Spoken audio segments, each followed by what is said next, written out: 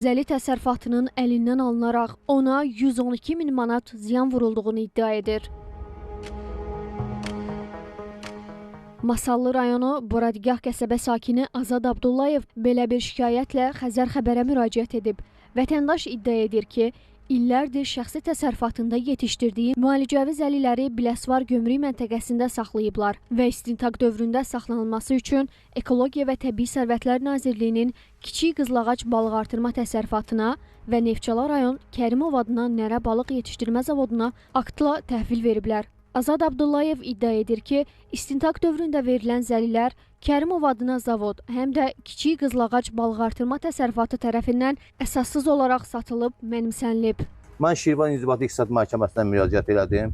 Ekspertiza rəyləri ilə, hətta ağır cinayətlərdə olanda ekspertiza rəyləri ilə qiymətləndirmə ilə, bazar qiymətləndirməsi ilə sənədləri təqdim elədim və mənə dəymiş ziyan ödənilməsinə dair qətnamə çıxarıldı. 112 min manat Ekologiya və Təbii Sərvətlər Nazirliyi və 68 min manat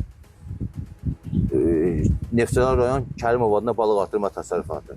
Azad Abdullayev onu da bildirir ki, məhkəmə qərarından sonra ona dəymiş ziyanın müəyyən hissəsi ödənilib. Ekologiya və Təbii Sərvətlər Nazirliyi Ali Məhkəməyə şikayət etsə də, şikayətlərin əsassız olduğunu deyərək kassasiya şikayəti təmin edilməyib. İş Ali Məhkəməyə kimi getdi. Ali Məhkəmədə mənə xeyrimə qərar verəndən sonra Kərimov adına balıqartırma təsərrüfatı dərhal mənə dəymiş ziyanı ödədi. Lakin digər təşkilat olan Ekologiya və Təbii Sərvətlər Nazirliyi tərəfindən bu məhkəmə qətnamaları bugünkü günə kimi icra olunmadan qalmışdır. Niyə Ekologiya və Təbii Sərvətlər Nazirliyi vətəndaşa dəymiş ziyan ödəmir? Mənim bir gözüm yoxdur. İkinci qrup gözdən əliləm. 6 ildir ki, mən gözümü dəyişənmirəm. 3 az yaşlı uşaq atasıyam. Mən bağlamı necə saxlayım?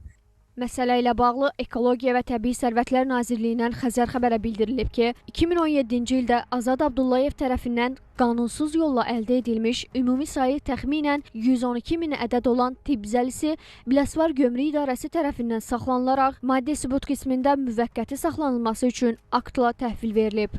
Həmçinin o da bildirildi ki, Ekologiya və Təbii Sərvətlər Nazirliyinin bu iş üzrə heç bir öhdəliyi yoxdur. Nərmin Məmmədhəsənli, Elvin Əkbərov, Xəzər xəbər.